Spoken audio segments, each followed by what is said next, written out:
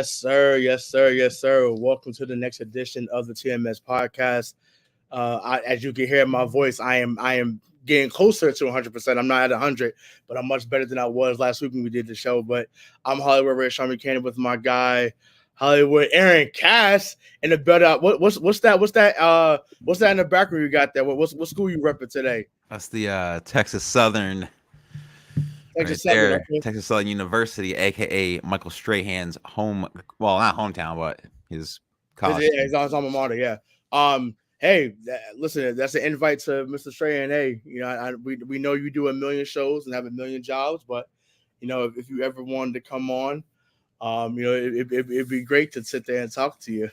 I mean, he should come on. Shoot, I literally dressed as him for Halloween one year when I was a kid, Oh with yeah, the old white with the red numbers on it. It was like the red blue. It was like the red number gotcha. and had like Okay, a blue all right. outline. Yeah, no, And it's funny. because I had a gap, people were like, "Oh, are we?" I'm like, "Oh, Michael Strahan." Yeah, right. Yeah, it's funny. It's like all the sacks, all the great plays is just like, oh, what do you remember him by? Oh, got that gap in the tooth, but. Listen, people were heartbroken that they thought that he closed up his gap. Yeah, I mean it was a signature. So I mean I totally get it. But once again, Giants legend, NFL legend. Once again, it'd be great in 2024 if we can get someone of that caliber on this platform. But speaking of being great on a platform, your national champions are your Michigan Wolverines. First time since 1997. They had to share that one with Nebraska, if I'm not mistaken. But now this is they're the outright champion. There is no, shared championship. So, just what were your thoughts on that game in Michigan season overall? I mean, I did not expect Washington to just lie down like that, especially against the run. We all knew going into this game that was going to be Blake Corum, that run pound game. I mean, I'm surprised that no one has beaten Derrick Henry's record though for 51 yards for a touchdown in a college bowl game. But Donovan Edwards almost did it. He did it twice, where he scored at least 40 yards or more on the run. So I mean, hats off to Michigan though. They were definitely owning up on Washington. I was very surprised in this game. Michael Pennix, I mean, he looked a little average in this game, but I mean, you can't win them all. And also, too, I thought the Washington's offensive line was like the best line in the country. They even got an award for it. And that Michigan D line, my Lord, they were hurrying up Michael Penix, sacking him like it was literally their job going to be on Sundays. Well, I mean, but we saw it last week when they faced Alabama, right? Michigan's D line was all over Alabama. And once again, Alabama gets the best talent damn near year in year out. So when we saw that happen, and once again, we joked about it on this show. Other people have joked about it being the Alabama Invitational, but that validated that team when they beat them last week. Once again, they had a really crazy reaction when they drew Alabama. They was like, "Oh my God, how could we get put with them?" But they showed up and showed out. So when they beat them, it's like, okay, I think that gave them the confidence to say, okay, we got this. And as far as Penix goes, I mean, listen, he was phenomenal in the game the week before, threw for 430. Those that were banging the Michael Penix drum we'll talk real loud. Last week they were really quiet last night. But then again, some of his playmakers didn't make plays. Mainly Roma Dunze didn't make plays. Had a chance to be in the game. He throws them on an out route. I mean, granted, maybe he could have threw a better ball, but that's a gotta have it moment, and they fell short. So, do you think that performance last night drops the stock of Michael Penix, or do you still think he should be in the top 10? I mean, Michael Penix is Tua with a do-rag on, so he should be at least in the first round if there's a team that needs a quarterback. So I think it drops a little bit, but it's still better than jjmccarthy stock. I think Michael Penix right now is still number 3 for Mel Kiper. So, I mean, I don't see him dropping too bad in this game. He did throw for 255.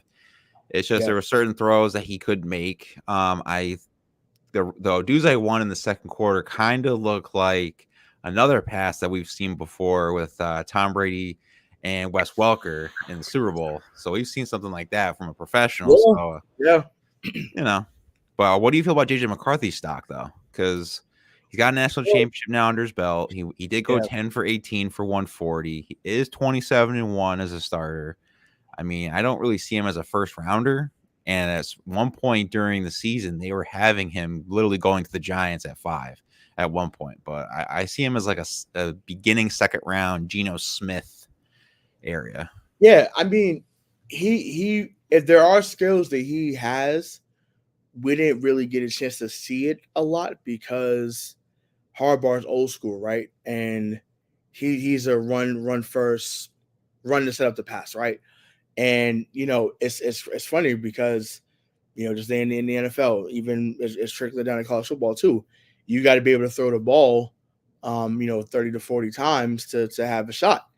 And you know, McCarthy, to steal what Cam Newton was talking about earlier this year, he's been the definition of a game manager, right? Um, McCarthy's not necessarily going to win you the game, but he's not going to lose it for you either. And so I mean, once again, I think that's valued at the next level. I agree with you. I don't think that he's a top 10 pick like some marketers had him. I think some people had him going to Vegas Yeah. as well, besides the Giants. So um, I don't foresee that happening. But well, he could still go to Vegas, but I just don't think it would be in the top 10. I could see him dropping down, like you said, low first, early second, or if some teams get really creative and he doesn't go to maybe early in the third round, because there's not much tape. He still has a pro day. I don't know if he any other workouts he'll be able to do individually to raise his stock, but yeah, right now, like I said, late first, early second, and like I said, if teams get creative and do other things, he may be a day 2 pick. Yeah, absolutely. And I mean, I was a little surprised too with this is how great Michigan's defense really was because Michael Penix we saw against Texas when he has how do I say it, when he's more open in the pocket, he slings it. I think against Texas he was like 5 for 5 for 130 yards just when he's not obviously being pressured and sacked and all that. So I was very surprised at how good Michigan's defense was. I actually picked Washington because of their explosive offense, but I should have learned you can have an explosive offense and still lose the game like this. I've seen it with Peyton Manning's Broncos against the Seahawks when they won their first and only ship with Russell Wilson. So Yeah, yeah. I mean, that's fun. That's a good comparison because that's exactly what it felt like. It was just like, okay, let's see what this offense can do. They've been, where Dunze and Polk all year have been tearing up defenses, and Michigan said, not tonight. Like we are not going down that way, and they proved it, and they showed up and showed out. But I want to continue talking about Michigan because obviously, usually the star of college football usually is considered around the coaches. So obviously Nick Saban, Dabo Sweeney, Jimbo Fisher back in but Jim Harbaugh, right? He played at Michigan. He comes back to Michigan, 5-6 years ago. Wins, now wins the championship. Have we seen the last of him at Michigan? if I'm him, I wouldn't. I think he's right where he's supposed to be in college. He's built up programs from the start. I believe at one point I'm trying to think of the school he was in California. It wasn't Stanford. I obviously know we all Stanford because of Andrew Luck. There was another school he was at where he was actually bringing them up. I don't know if it was San Diego State or somewhere around there. I forgot the school, but he brought that program up. He brought up Stanford, had Andrew Luck. They won the Orange Bowl and I believe the Citrus Bowl. I'm not sure which one it was. I know they beat Virginia Tech in one of them. But I know he's got 2 wins on that one. Obviously, coming to Michigan, the scrutiny, the cheating and this and that. But I mean, now that he's a national champion, they can't really say anything. And I really hope he gets that tattoo that he's talking about on his shoulder. He was saying it today that he's going to give himself a Michigan tattoo. But no, but Michigan, he's 89-25. I mean, why are you going to leave a good thing? They're pretty much going to give him like what do you call those lifetime deals? Yeah. To go there. And it's not like the kids don't play for him. The ones that transfer out, they just can't handle how high up he elevates players. Right. So I mean, I would just keep coaching at Michigan. I keep seeing links to the Raiders. If Mark Davis is smart, you sign Antonio Pierce. And that's just a given. You have to do it just because of what he did to that locker room. He's literally the Dan Campbell of the Miami Dolphins when he was their interim head coach. When Cam Cameron got fired, I believe it's Right. Cam Cameron.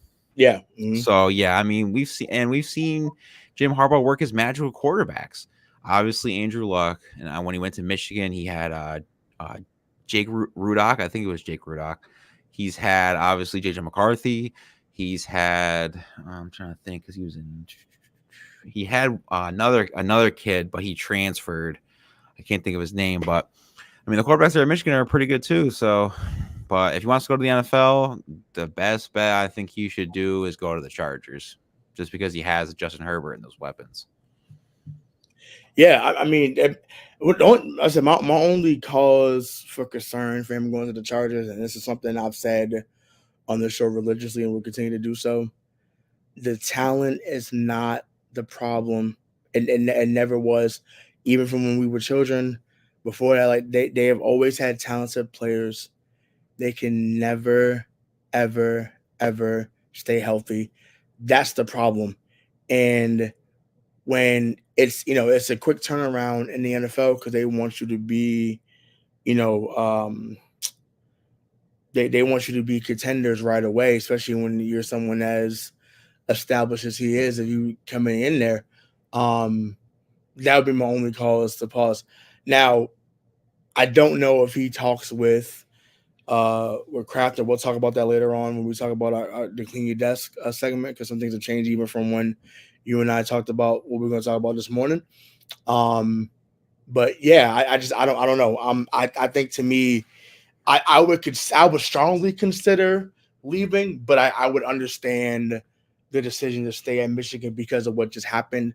It's not often you're able to get a chance to go back to back on any level. So I think that would be something that could be enticing for him. But to me, I would want to go back to the NFL to say, okay, I showed you at every level I'm that guy. And that, to me, that's the only thing he has left to prove. He's done everything else, and I feel like going back to the NFL at this moment would be cool because we saw what he did in San Francisco. He revived Alex Smith's career. And maybe that's who JJ McCarthy could be. Maybe he could be Alex Smith, right? Alex Smith had a very good career, before the injury. So maybe he turns to that. So if he turns to that, then he's going to have a 14, 15-year career. That would be awesome. But that's yet to be to be determined. So, but like I said, I'm rambling, but I would love to see him back in the NFL, but I wouldn't be surprised if he stayed in Michigan. So if you're talking about JJ McCarthy being Alex Smith, who could Michael Penix be? I mean, obviously I said Tua with a do-rag, but what coach would be a good fit for him because of his skill set? Ironically, Miami. Oh, Jesus. But I'm like, obviously, they're not going to be high enough to draft him. You never know. You never know. They could be. I'm trying to think who else is in the top 10, top 10, 15. I mean, maybe he goes to Vegas. I don't know. Maybe having a coach like Antonio Pierce that is going to galvanize that locker room. Maybe he and Penix have a CJ Stroud, D'Amico Ryans type of a run in their first year. Who knows? That would be interesting. But that's the place I could see it. Once again, I think this is with any quarterback, but I think especially with Penix, if you're giving him the time, and once again, you give him a stud like Devontae Adams, I think Sky would be the limit personally for him if he got drafted there. Could you see Michael Penix? Well, you see Michael Penix with like the Falcons? Yeah, weapons that are over there. Yeah, Bijan Robinson and Drake London and my guy Kyle Pitts. Yeah, I mean he'd be another great from what they have right now with Ritter and Heineke. So it's amazing to me today. Went 8 and 9 with those two as a quarterback like that. That's amazing to me. I know it cost Arthur Smith his job. Well, actually, you're wrong. They went 7 and 10. 7 and 10. Excuse me. Okay, 7 and 10. Forgot they had lost on they not lost, they got smacked on on Sunday. So yeah, so that's where I could see that's another good landing spot for him as well. Interesting. Well, before we dive into the NFL real quick, make sure to like, subscribe, and follow That's My Sports on YouTube. Anyone that's listening to the audio later, please give us a follow on all of our streaming platforms. Make sure you subscribe and download to all the episodes. And again, if you do go on YouTube, make sure you like, subscribe, and follow That's My Sports. Yes, sir. Yeah. So let's get into the NFL. It's now playoff time. Once again, we usually do our takeaways, but I'm like, there's no need to do a takeaway this week because the regular season is over. So we're just gonna get into our wild card prediction. So Saturday's game. So we got Cleveland versus Houston. We just do a little dive into that. So what are your thoughts on that game there? I mean, talk about this is actually a perfect name for this episode. I mean, Deshaun Watson Mhm. was in Houston, goes to Cleveland. They face off against each other. Only this time it's not Deshaun Watson, it's Joe Flacco as Mhm. the starting quarterback for the Browns. I mean, they barely beat Indianapolis, and I get it's a division game, and they literally lost. They won by like one bad catch. So I'm still gonna have to go with the Cleveland Browns. Okay. Just because of that defense. I mean, I love CJ Stroud, love what he did this year, but he has no playoff experience. I don't think a lot of those players have playoff experience, and I think Joe Flacco can lead them into the divisional. Yeah. Well, you knew I was going to pick Cleveland for this I mean, round. you're wearing an orange shirt, so why not? Yeah. Yeah. Should have found some brown pants to go with it, but no. Yeah. Listen, I've been very impressed with what Joe Flacco has done. Um, Obviously, I hope that Amari Cooper is right because obviously I know he had been, he'd been dealing with a foot injury in the past week. So hopefully he's back at close to 100%. Yeah, listen, that defense is legit, and we know that. Stroud's gonna really need to come in with a masterful performance. Once again, it's definitely possible. They literally have nothing to lose, meaning Houston. Like no one thought they was gonna be at this moment. So sometimes that's the most dangerous type of team. But yeah, my only my only drawback from this game is that it's not the present versus the future. Like, it sucks that Deshaun Watson wasn't healthy to be in this game, but but yeah, let's say Cleveland should be winning this. Not going away, but I'll say probably the same score they had last week. I'll say Cleveland wins 23-17. I think that would be a very valid prediction for that game. So next we have Miami versus Kansas City. So who do you have in that one? Whew. I mean, shoot, we Tyreek Hill going back to Kansas City. Mm-hmm. Ooh, that's gonna be an electric playoff game. And I don't know, man. Tua is so up and down. He looks like an MVP one week, and then he just looks like a regular quarterback the next week. Right. Pat Mahomes and Travis Kelce were out week 18, just kind of resting up. I may have to just go with the Swifties on this one. I mean, the Kansas City defense knows how to stop Tyreek. I think Jalen Waddle's still hurt. I mean, obviously it's the playoffs, so he's going to try to play. But if they can contain Tyreek, I think Kansas City can shut down Miami. Well, that's the thing, though. I think we get caught up and enamored with the passing game because of Hill and Waddle. They're San Francisco East. They want to run. They want to run, and if Achan and Mostert are right, they can easily run for 150 easily. And it's going to take 150 because if you want 15 on the sideline, you're going to have to run the ball. That being said, they're going home. Kansas City's winning on Saturday night. I don't see a scenario unless they run for 150, 200 yards. They're beating Mahomes and Arrowhead, and just to steal your statement. I'm paraphrasing, but it's like there's no way the NFL is letting Mahomes go home this early. No way. I'm There's sorry. no way, yeah. Like there's no way. Like it's too much money on the line. Like there's no way that he's going home this early. If he does, like I'd be extremely shocked. So Yeah, yeah. I think I saw a report that Raheem Mostert and Jalen Waddle are still like limited in practice. Mhm. So I think they're gonna probably get the questionable tag until Saturday. Like the day, like a few hours before the game. Yeah. So cool. So now on to Sunday. So the 1 o'clock game we have is Pittsburgh versus Buffalo. So we're going with that one. Oof.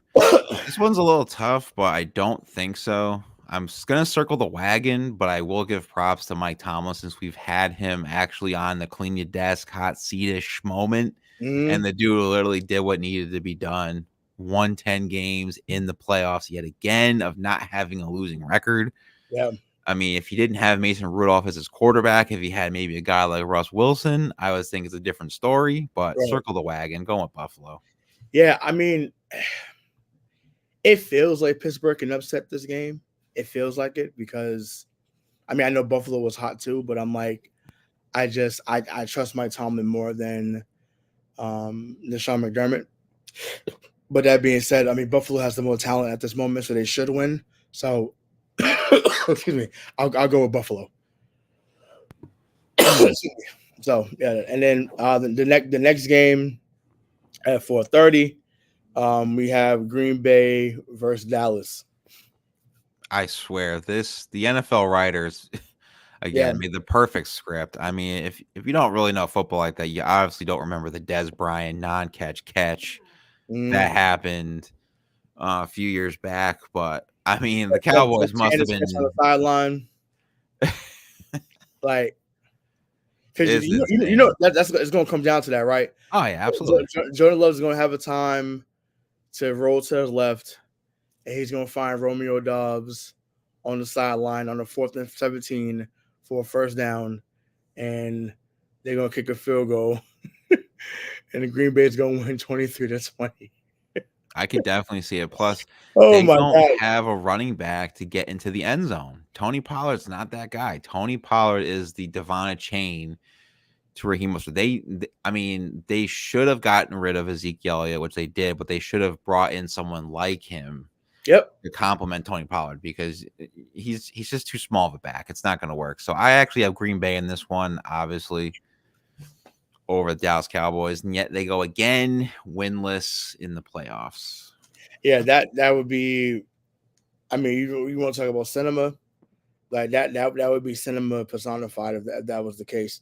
And then once again, like you said, the script writers were working overtime. The night game for Sunday, uh, the Jared Goff versus Matthew Stafford Bowl, like this. I mean, man, I think the Rams coming in and win. I do. I just like to me, um, LA seems to be the hottest team coming into the playoffs right now, and that matters because they've been fighting for their playoff lives the last month or so. Um, I'm rocking with I'm going with Matthew Stafford. I think the Rams come in there and win. You know, say at 28-21. I can totally see that happening. Once again, a lot of those guys on there won the ring a couple of years ago. They're still there, so it won't be too big of a moment for them. Yeah, I mean, I want to pick the Lions just because Jared Goff, he pretty much got blindsided by the trade. The accusations that he was trying to either he was hitting on or trying to fool around with Sean McVay's wife. Uh, but Sam Laporte is hurt with his leg, hyperextended his knee, so I don't think he's gonna play. I think Amara St. Brown got hurt too in week 18. Yeah. So this is so tough, but I'm gonna go with the Lions. I don't know why. I'm gonna regret it, but I will show you some stats here. Matt Stafford and Jared Goff, ever since the trade happened, equally have 24 wins, 66% completion percentage. Jared Goff has 3 more touchdowns than Matt Stafford. He has 78-75. The same amount of turnovers. And the passer rating is slightly to Jared Goff at 96.5 to Matthew Stafford's 95.8. And I don't know if this is true or not, but apparently Detroit does not want Matthew Stafford jerseys in Ford Field on Sunday. I don't know how true that is, but that would be pretty funny if it is true. But I mean, I was just there for SummerSlam a few months back. He's still very popular. Like there was people coming to the games with to the game, coming to the WWE event with his shirt on. Him, obviously Barry. I saw a Scott Mitchell shirt. Oh wow. Yeah, wow, yeah, right. Surprised didn't see a Joey Harrington. Joey Harrington. Oh my God. No fucking way. Joey Harrington, cut it out. Man, whew. Well, we might as well get Charlie Rogers too. Charlie Rogers, Roy Williams. Why not? But no, he's the Aaron Rodgers. That you're definitely gonna see number 9 jerseys on Sunday. So to think otherwise, I mean, Ford Field is beautiful too. I hope you get a chance to go there at some point, maybe if it's a Lions Giants playoff game. But you feel like you're right on top of the action. So I love those type of stadiums. And they got good food there too. So yeah, that's awesome. But yeah, that's probably the game I'm going to be most glued into is that game. The Lions, oh yeah, absolutely. Against the Rams. So I just like I said, I just think that's going to be a real show out. So showdown, I should say. Excuse me. And then last but not least, Monday evening. This is probably going to be the worst playoff game of the weekend, in my opinion. It's going to be a sweep right here. So this is a 1, 2, 3 for you? Absolutely. I don't have any faith in Philly. Oh, you got Tampa Bay? All right, Tampa Bay. Wow. That's so we disagree. I know Philadelphia has not been what they've been, but I'm like, for one round, once again, just for one round doesn't mean they're gonna get back to the NFC Championship game or to the Super Bowl. But once again, you're saying the scripts are working overtime. They face San Fran next week if they win. There's no way the NFL is not going to let that happen. Tampa Bay might get some scores in there. Once again, who knows? Maybe Baker and Mike Evans catch fire, Chris Godwin catch fire, and they find a way to get it done. Who knows? I don't think so, man. I mean, Jalen Hurts is kind of hurt. Devontae Smith is not going to be back. I think DeAndre Swift will be. I think he was just sick. AJ Brown got hurt in Week 18, so I don't know. I think Baker's really doing well with this Tampa Bay team. No, there's definitely some room for there's room for people to think there could be an upset. I'm not. I don't want to go against that, I should say. But yeah, I don't know. They're not going to miss a chance to have Philly go against San Francisco one more time and San Francisco get their revenge. I just can't. I can't unsee that. So we'll see. We'll see how it goes. But so like I said, listen to those predictions. Listen back to see what we got right, what we got wrong. Like I said, I feel like we're going to get most of these picks right over this weekend. But there's always going to be a special performer that comes out of this that we didn't expect. So, either way, I'm excited. It's the best time of the year. The NFL playoffs never disappoint. So I'm excited to see how that unfolds. So to our final NFL segment before we jump into some NBA, the clean your desk. I mean, listen, when I wrote to you earlier, Vrabel had not been let go, but so far we've had Ron Rivera's out, Arthur Smith is out, Brandon Staley's out. Obviously, these happened during the regular season. Josh McDaniels is out, Frank Reich is out. Still got a question mark on Belichick, and then Vrabel, after 6 years, has been let go in Tennessee. So we'll get to Bill in a second, but the other guys I named, do you think they find a job next year? If so, do you think he's as a coordinator, or do you think someone hires him as a head coach? Mike Vrabel can go either which way. I think the only reason why he got cut or cleaned the desk is the fact that the GM, who is not there anymore, traded away AJ Brown. And ever since they traded away AJ Brown, they literally went right down. So I think if they still had AJ Brown, it would be a different story. Mike Vrabel is a great coach. I actually think he will land somehow in New England. I think he might be the predecessor to Bill Belichick. I think Bill Belichick will clean his desk, even though he said I'm under contract still. I still think Mike Vrabel can be the next guy there in New England. He's not really good with developing young quarterbacks. Right. So I think if he can find a good veteran in there, I don't think he would trust Bailey Zappi or Mac Jones. I still think it's a good destination. I also think he could be a defensive coordinator for the Vegas Raiders. I think if Antonio Pierce takes that job, he needs a defensive coordinator. I think Mike Vrabel would definitely go on there to prove that he's still good at that position.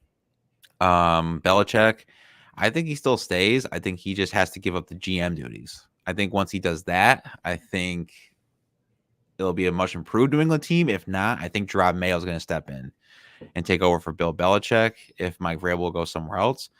McDaniels, he'll find his way back to New England. I don't have any problems with that. He finds a way. He'll find a way. He's like he's like a roach in New England, in New York apartments. They're always there. So I think he stays. Staley, we'll go back to Sean McVay. Sean McVay goes. Arthur Smith. Maybe he comes here. Arthur Smith, maybe. I don't know. I mean, he could still say, "Hey, I'm a head coach, not an offensive coordinator." He could have that in his mind, but if not, he could join. I can't even say his name because it's like Stations in Indianapolis. Because I mean, you got Anthony Richardson. Michael Pittman's a free agent. But you can obviously resign him. You Jonathan Taylor. That would be a good way for Arthur Smith offensively. Ron Rivera, I think he's sitting on the couch. I think he's done. He's too old school. He doesn't know what he's. I'm not gonna say he doesn't know what he's doing, but the weird draft picks that have happened under him. I mean, Jamin Davis, the cornerback that they had that would rather have over Christian Gonzalez or even Deontay Banks.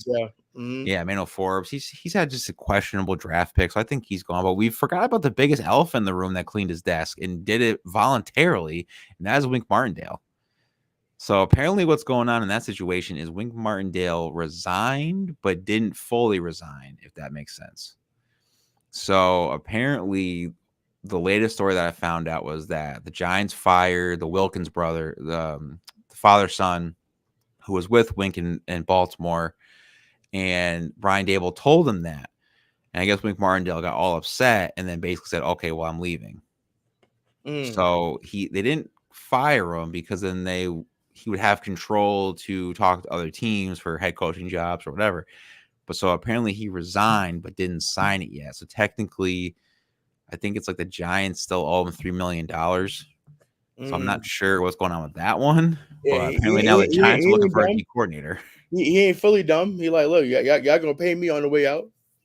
I mean, I'm pretty sure John Mara will. It's just I don't understand like what's going on right now. This is a very Jets-esque thing going on for the Giants. Now I'm not liking it at all. Well, I mean, listen, if they want him around, they'll figure it out. How about that? I mean, I don't know what he means to that locker room, but if he's someone that's revered or liked in that locker room, I'm sure there's people going to bat saying, hey, we need his presence here, going forward. So we'll see how that unfolds. But I mean, it definitely puts a damper though on Isaiah Simmons for us. I feel like he was a piece that if Wink was still here, he would re-sign with us. And I think if Wink leaves, I think Isaiah Simmons is also out the door. I mean, we've already had Cam Brown and Carter Coughlin are already pretty much saying, like deuces, we're out, which is fine. They're good special teams guys, but they're not starters. Bobby Johnson, thank God he's gone. He's just atrocious. Hire Mike Munchak. He's out there. Great offensive line coach. Oh, yeah. They used to be with Tennessee. Oh, okay. Yeah. He was at Tennessee, and he's also at Pittsburgh at one point. Right. Okay. Wow. Okay. I didn't know he was a coach. Okay, cool. Yeah. So, but, yeah, I mean, well, last but not least, I'm nervous that this man's still going to be here next year. Because what the fuck is Robert Kraft doing? That's what I want to know. It is now Tuesday. It's recording this on a Tuesday. We're going into Wednesday, and there has not been a mutual statement. Because that's what it's going to be. You're not going to say he's fired. It's going to be a mutual statement. It's been He's 24. gonna pull a Tom Coughlin Yeah, and resign. it's gonna say, look, uh, when I signed here in 2000, there's a lot of things that were a dream, but 24 years later, you guys have made it a reality. 6 championships, 9 Super Bowl appearances, a boatload of division titles. Uh, he is and forever will be the greatest coach of all time. Thank you, Bill. We wish you the best in your future endeavors. Cool. I'm fine with that. Um, I didn't believe him one bit when he said that he would relinquish the GM duties. I'm like, you're lying. You're lying. You're lying. You're not going to do that because I can't see if he has the opportunity to draft Chop Robinson at number 3, he would. Yeah. Right. Once again, this is not so for those that are Penn State fans and get emotional hearing me say that. Once again, I'm not saying that Chop Robinson is a scrub. He's not, but he's not the biggest. He wouldn't be the biggest need for New England. If Marvin Harris Jr. is at 3, you take him. Period. Fine. You could like now that we talked about it last week that Cam Ward is not entering the draft. I would gladly take him in the 3rd round. Gladly, if he's there. If you have Mike Vrabel or Gerard Mayo, they're gonna pick Marvin Harrison. Yeah, they have to. So, got to go with that.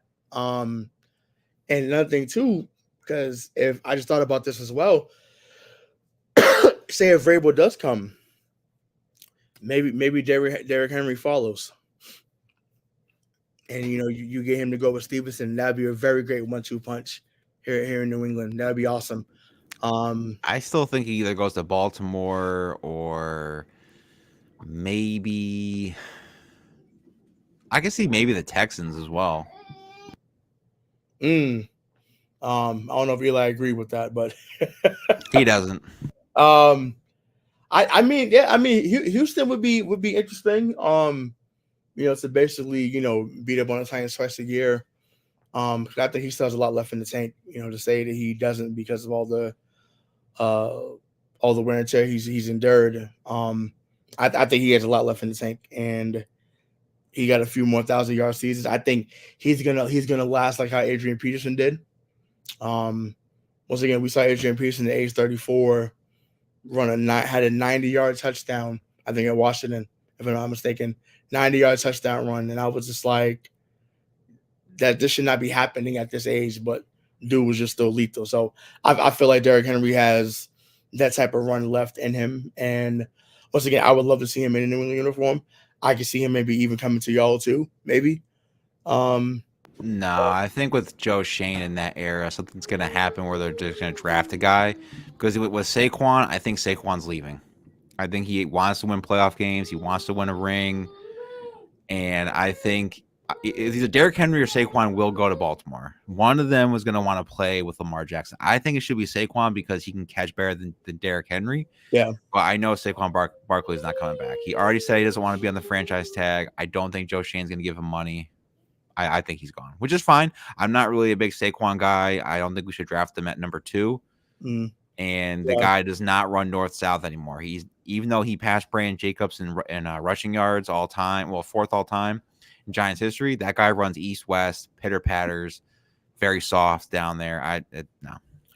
Yeah, no, it's funny because I just rewatched the interview that we did with Chelsea last night, and I was just like, you wasn't happy with Saquon then. You can hear me a lot on the Feeling Blue. We actually have a show on a Thursday. Any fans out there listening to this later or tonight, I'm definitely going to be going off about Saquon. They don't like it because they love Saquon, but I'm not a Saquon guy. Yeah, I want to come back on so I can talk trash about Julius Randle just to get Chris riled up.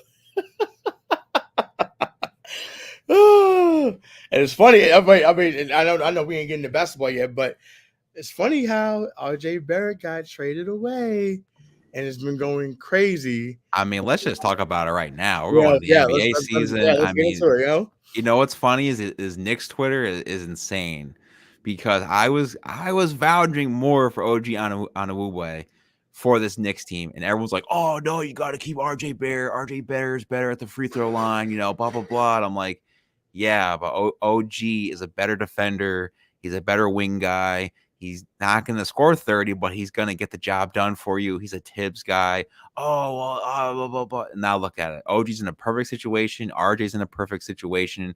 I think RJ had 36 the other night for Toronto. I mean, it's his hometown team. So it's a win-win, but Nick's Twitter is just so crazy. Why would you keep a guy who shoots a lower 3-point percentage than the guy that you traded for? No, I don't understand. Yeah, Plus, he works with Jalen Brunson. He works with them. RJ does not. They're all three of them are ball dominant. Julius, Jalen, and RJ. OG doesn't need that. I think the most he shot with the Knicks is probably 15 shots. Yep, and I'm like, and also too, he's going to be a lockdown defender, which Tibbs gets salivates about, right? Yes.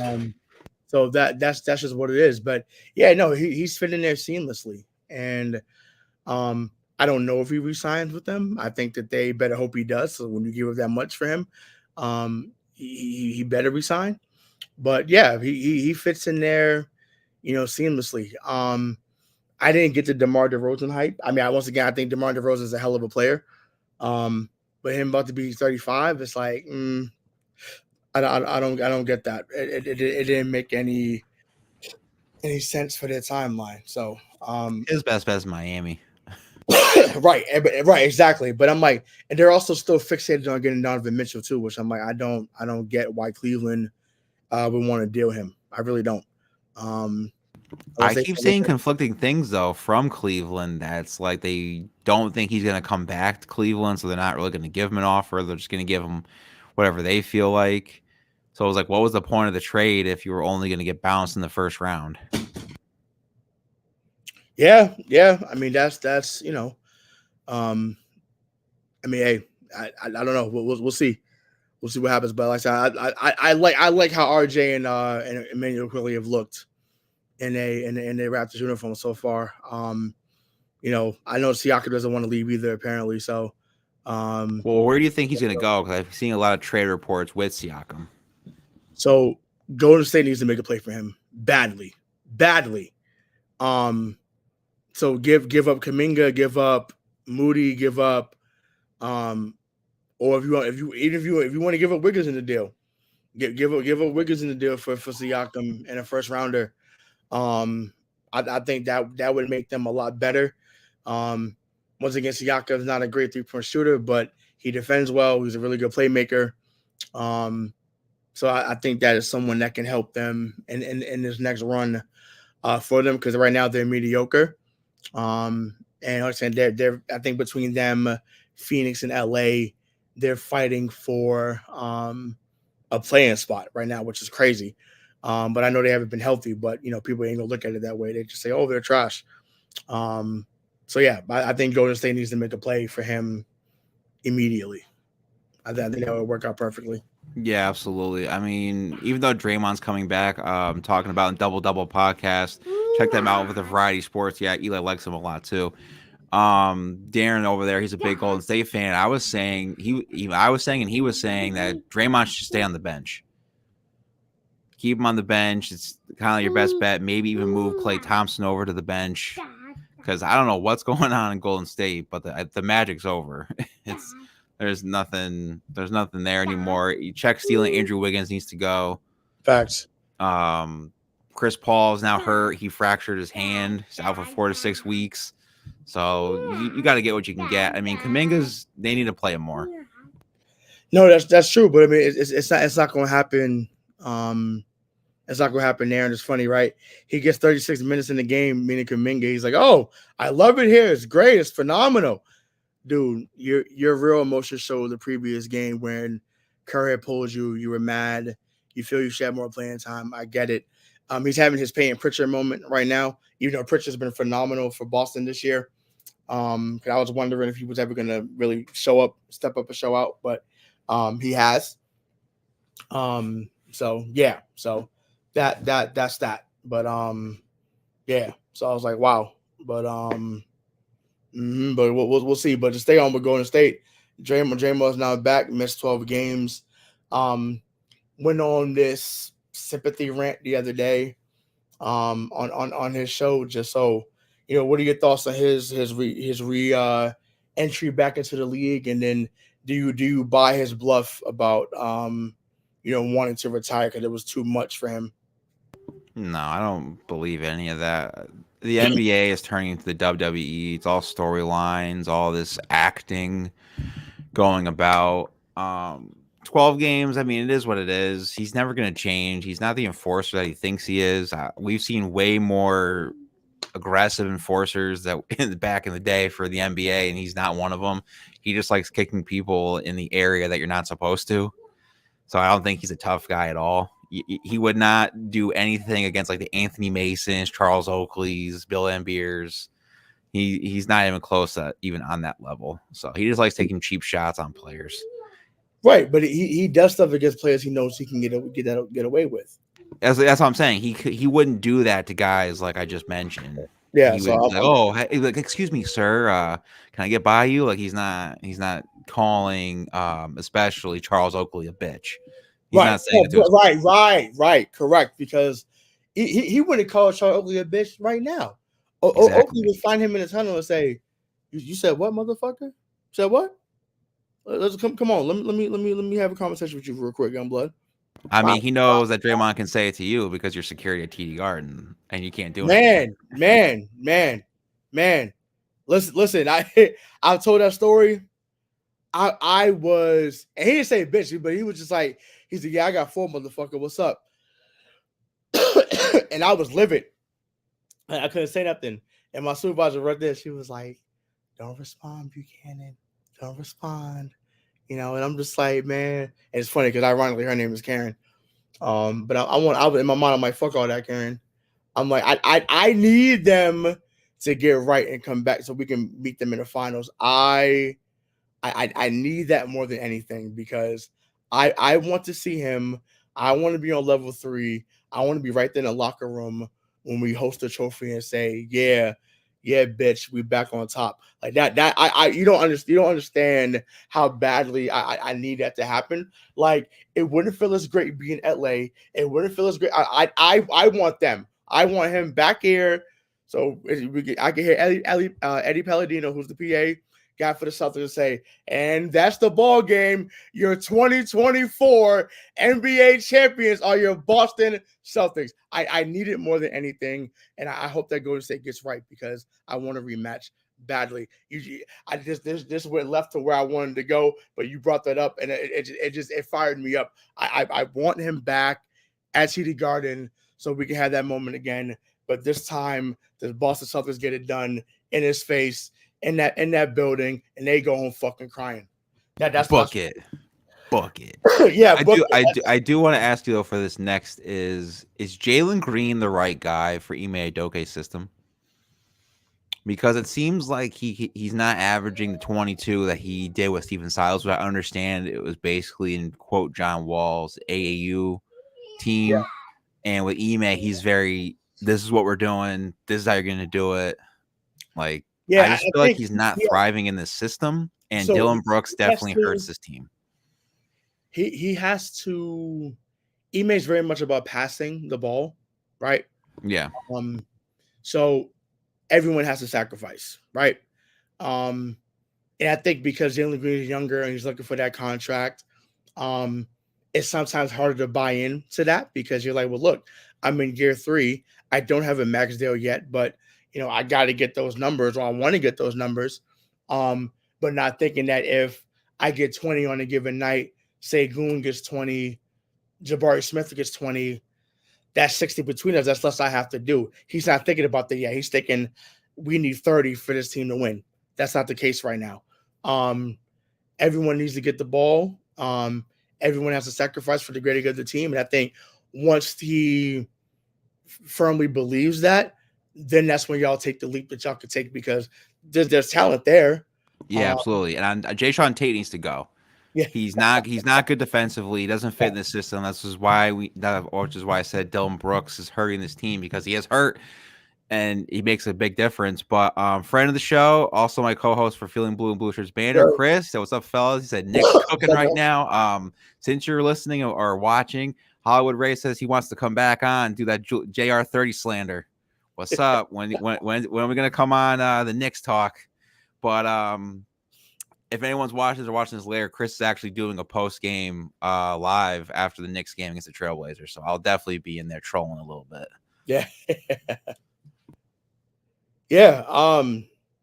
So no, I mean, yeah, I just think that, obviously you got to be healthy, you got to be willing to sacrifice for the next guy.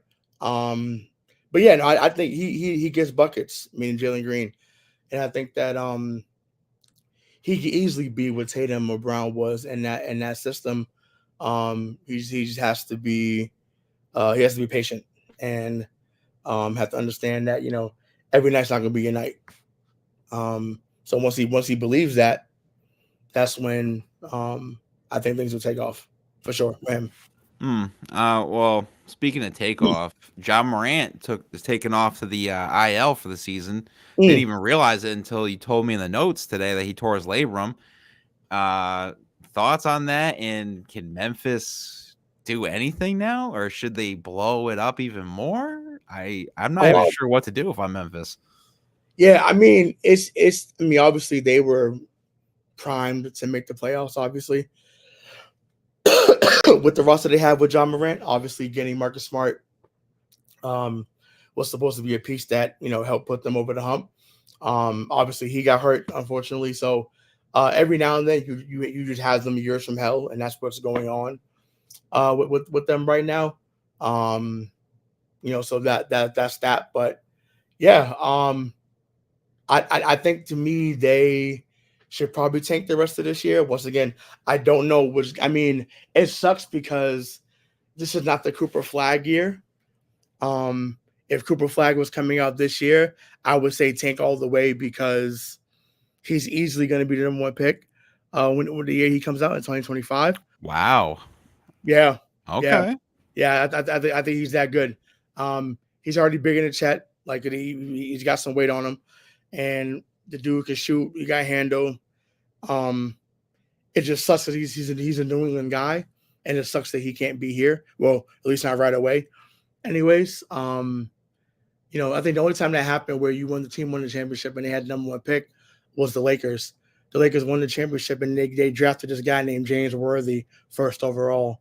That's unreal. Just an average guy. I mean, just a guy that became a Hall of Famer. Could you? But side note, could you imagine if that was the case that every time you won, you get the number one pick? Can you imagine? That's crazy. Like Celtics got burned that way too in a way. It was kind of like it was a back kind of a backdoor deal. They kind of drafted him early. Like you can't do that now, but they drafted him early. And then he started for them the next year. And I was like, okay. So I'm like kind of a loophole that Red Auerbach found. So they got Kevin McHale too. So I'm like, okay. England just fucking cheating always. Look at you guys. He did what was in the NBA rule book, and he got 2/3 of the greatest trio in Boston history. Well, for basketball, anyways. Well, maybe the second greatest because Sam Jones and Bill Russell and Papa Cousy might have something to say about that. But yeah, I don't know. But I said to answer the question about Memphis, I think tank for the year, and to see if you can trade a top pick to get another guy in there, because they need another guy. They need another guy that can help offensively, badly. So, but this erases all playoff hope for this year with them. Oh yeah, no. I mean, we said what was it last episode or 2 episodes ago? We were like, I said maybe the 10 seed, just because of John Morant's presence. But yeah, at this point, it's not even worth it. Do you trade like a Marcus Smart or Desmond Bane to kind of get more pieces in draft capital? Kind of go the Oklahoma City Thunder route? Because that's maybe that's what I would do. I mean, what do you trade Marcus Smart to though? Anyone that will take a defensive point guard. I'm not even sure. Maybe what's been funny? I seen people. I seen Bucks fans clamoring to get Marcus Smart, and I laugh at really. That. Yeah, really. I laugh at that because I'm just like, you that fan base did nothing but clown Marcus Smart during that playoff series. Did nothing but clown him, saying he shoots too much. He's not the defensive player of the year. He doesn't add to winning. That's all I heard. That's all I heard. I noticed I was in the building. That's all I heard from opposing fan bases. Now you want packages sending around Marcus Smart to Milwaukee. I think that to me is beyond laughable. I think that's comedy at its finest, and it's just a perfect example of, oh, I don't like him because he's on your team. You know where I can see him going? The Lakers. And I say this because you talk about comedy. Do you I would, that would make me more mad than when they traded him to Memphis. That would make me more mad. I mean, but do you believe what Gil Arenas says? Is that just take out your trash bags, put D'Angelo Russell, Rui Hachimura, Terrion Prince, and there was one more guy. Just put him in a trash bag and get him out of there. But that's so okay. We're staying on the comedy route, right? You was told, I was told, Shay was told, we all were told. The LA Lakers won the offseason. That's what I kept hearing. Right or wrong. So that's what we heard, right? So how can that be said? How can that be spewed all over the media sites, on Twitter, on Instagram, whatever platform you would have it? They was out there talking about it.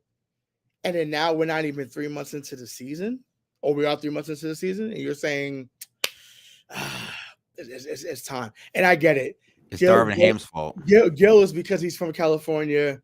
He's really a Laker fan. I get it. I understand the anger or the frustration with that group. I get it.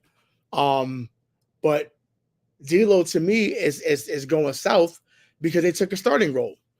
And that's what happened. Like I said, he was playing fine. And then you took that away from him. So he probably feels slighted. I get that. I think he still can play. To me, he's a bigger Mike Conley. So that means he can have a hell of a career. And once again, he went to Ohio State. So you know they taught him to play like Mike Conley. So yeah, I mean, I don't know who needs a big guard like him. But he makes a lot of money, so I don't know how they. Oh no, I forgot he got a new deal. He got a new deal. So I don't know, but maybe they do get rid of him. But I would be sick to see Marcus Smart in a Laker uniform. It just feels like General Manager LeBron James would do something like this. Yeah, kind of like Kobe. I remember when Kobe wanted Rondo. Yeah. Yeah. Exactly. So I could see him going there. I get it, but I sure hope not. So, do you believe Darvin Ham is the problem in LA? I mean, it seems like the front office, Jeannie Buss has, hey, we support this guy through and through. Yeah. No, it's not the issue, but it lets me know. And you got on him, and I told you he was a good coach. Hey, they won with Frank Vogel. They won with Frank Vogel. He did his thing in Orlando too. I don't know.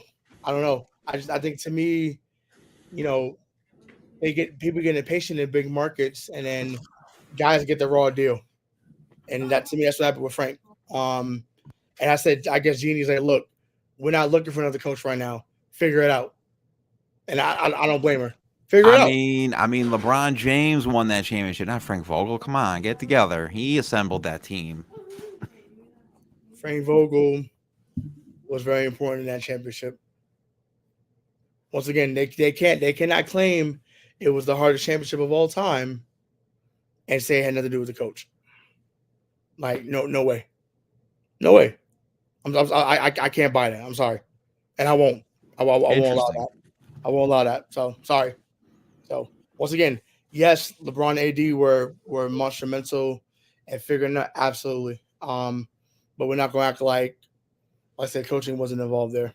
So he's always been great defensively. He's the only coach that gave LeBron a run for his money in Miami. So that's not an opinion, that's a fact. To took them 7 games back-to-back seasons.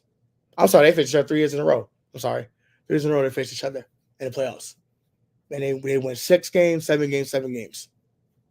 So insane. yep. So it is what it is. But I mean, let me talk about my Celtics real quick before we It wouldn't be a show without it.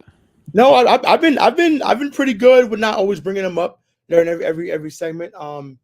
But last night I that's the maddest I've been in a long time. Not with the Celtics, but with the NBA officials. Jalen Murray sits on the back of his head. They say it's not a foul. Well, in the moment, not a foul. Kristaps Porzingis gets the ball first. I guess Mathurin the ball first. Dead his hand. He gets 3 shots in the ball. They couldn't have made it more obvious. They were looking for Indiana to win that game in the final seconds. And that bothers me because I'm like, yo, that game would have been really good up until that moment. So if you lose on someone hitting a big shot, fine, whatever, so be it. But to lose because the referee said, hey, I'm going to insert myself here and make sure that Indiana wins the game, is fucking atrocious. And it wasn't just – once again, when you got LeBron James defending the Celtics, you know it's a problem. He defended Jaylen Brown's foul. So if LeBron James is defending something about Boston, you know it's the wrong fucking call. You know. Because like I say, he hates everything Boston. He has ownership in the Red Sox. He hates everything Boston. So it's like for him to be doing that, I'm just like, I don't know, man. I just, to me, the NBA refs are a fucking joke. And once again, I don't get on the NBA refs like that. But last night was egregious. And that to me, once again, the Celtics dropped from first to first. So I get that. They're still in first place. But if that game ends up deciding the 1 and 2 seed, I want that fake ass Gucci man to be fucking fired. Because that's the guy that made the call. He's a fake ass Gucci man, and I want him to not do any playoff games. He's a fucking awful referee. I've seen him in Boston, and I hope that he's in Boston the next time that the Pacers come, so we can boo his ass out the fucking building. He's terrible, and he should be fired. Fuck him, fake ass Gucci man. I don't even know your real name. I don't want to know your real name because you're a fucking joke. Woo! Coming in hot. Coming in hot. I'm done. That's all I have to say. So final words. Well, Jesus Christ, how do I go final words with that? Shout out to the Full Court Press podcast. Listen, these guys are great. They followed us first on Instagram, and I've been listening to them. I went all the way back to the first episode, and they have at least 24 out. You want to talk about college basketball, like knowledge? These guys are very good at college basketball knowledge. The only thing I'm going to say they got wrong is in one of them, because they're talking about who's going to win the divisions for each conference, not just the top, Power 5 conferences. They picked Princeton over Brandon Sherrod's Yale team, and that I got some beef right there. Full Court Press. This is definitely going to be a quick Instagram and TikTok short. I think the Yale Bulldogs can do it and beat Princeton and or Cornell. So that's all I wanted to say on that one. But also too, make sure you subscribe, download anything on the audio version, and also to make sure you hit the like button right here on YouTube for That's My Sports. Like, subscribe, and follow us. Trying to get to 100 followers. More stuff, more content's going to be coming out. Shout out to what Hollywood Ray's other podcast is doing, Missing the Point. Good Boston content on all levels. They're doing a little bit of wrestling too on there, so check out for that one. Obviously with me, with Blue Shirts Banner and Feeling Blue, with CPNY Sports, who was just on here for a little bit commenting. So shout out to everyone, in that area as well. And just, Black people matter. Yeah. Everything, keep spreading the word, keep listening, keep tuning in. We appreciate the love and support once again. We've been more consistent lately, and you guys have been consistent with us. So that is really appreciated. Like Aaron said, help us get to 100 subscribers. I said we're 25 away at this moment. So So for those that know us on Twitter, that know us on Instagram, once again, we or mainly Aaron has shared y'all work. So share ours too. I'll say it. He ain't say I'll say it. He has shared your stuff. So y'all should share our stuff too. So I'm just gonna put it out there. Because like I said, everyone's doing great content. So there should be no there should be no beef. Not to say there's beef, but there should be any there should be love shown across all platforms. So yeah, check out Aaron on his shows. Check out Mr. The Point as well. And like I said, great things are coming in 2024. Once again, so congrats to the Michigan Wolverines on winning the national championship. And as always, Black Lives Matter, not just when it's convenient for you. So he's Aaron Cass. I'm Hollywood Rashawn Buchanan. Until next time, we'll see you. Peace. Tie this game at 60.